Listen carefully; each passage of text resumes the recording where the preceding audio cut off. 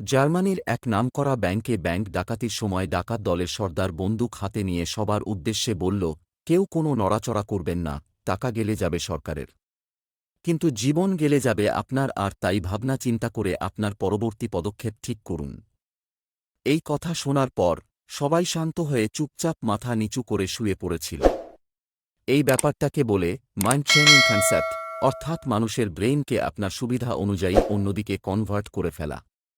সবাই যখন শুয়ে পড়েছিল, তখন এক সুন্দরী মহিলার কাপড় অসাবধানতাবশত তার পা থেকে কিছুটা উপরে উঠে গিয়েছিল। এমন সময় ডাকাত দলের সর্দার তার দিকে তাকিয়ে চিৎকার করে বলে উঠল, আপনার কাপড় ঠিক করুন। আমরা এখানে ব্যাংক ডাকাতি করতে এসেছি, রেপ করতে না। এই ব্যাপারটাকে বলে বিইং প্রফেশনাল, অর্থাৎ আপনি যেটা করতে এসেছেন সেটাই করবেন। যতই প্রলোভন থাকুক অন্যদিকে মনোযোগ দেওয়া যাবে না। যখন ডাকাতরা ডাকাতি করে তাদের আস্তানায় ফিরে এল, তখন এক ছোট ডাকাত, এমবিএ পাশ করা ডাকাত দলের সর্দার, যে ক্লাস 5 পর্যন্ত পড়াশোনা করেছে, কে বলল, বস চলেন টাকাটা গুনে ফেলি।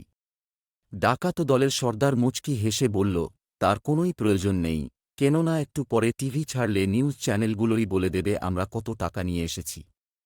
এই ব্যাপারটাকে বলে এক্সপেরিয়েন্স, অভিজ্ঞতা, যে গতানুগতিক সার্টিফিকেটের বাইরে গিয়েও কাজ করতে পারে, ইহা তার একটি উৎকৃষ্ট প্রমাণ।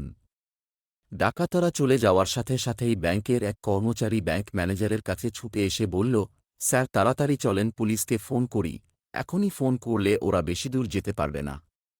ব্যাংক ম্যানেজার কর্মচারীকে থামিয়ে দিয়ে বলল, ওদেরকে আমাদের সুবিধার জন্যই এই 20 মিলিয়ন টাকা নিয়ে যেতে দেওয়া উচিত, তাহলে আমরা যে 70 মিলিয়ন টাকার গরমিল করেছি তা এই ডাকাতির ভিতর দিয়েই চালিয়ে দেওয়া যাবে।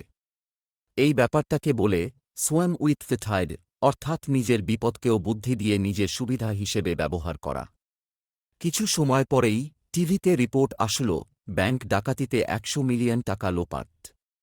ডাকাতরা সেই রিপোর্ট দেখে বারবার টাকা গুনেও 20 মিলিয়নের বেশি বাড়াতে পারল না। ডাকাত দলের সর্দার রাগে ক্রুদ্ধ হয়ে বলল, শালা, আমরা আমাদের জীবনের ঝুঁকি নিয়ে এত কিছু ম্যানেজ করে মাত্র 20 মিলিয়ন টাকা নিলাম, আর ব্যাংক ম্যানেজার শুধুমাত্র এক কলমের খোঁচাতেই 80 মিলিয়ন টাকা সরিয়ে দিল। শালা চোর ডাকাত না হয়ে পড়াশোনা করলেই তো বেশি লাভ হতো।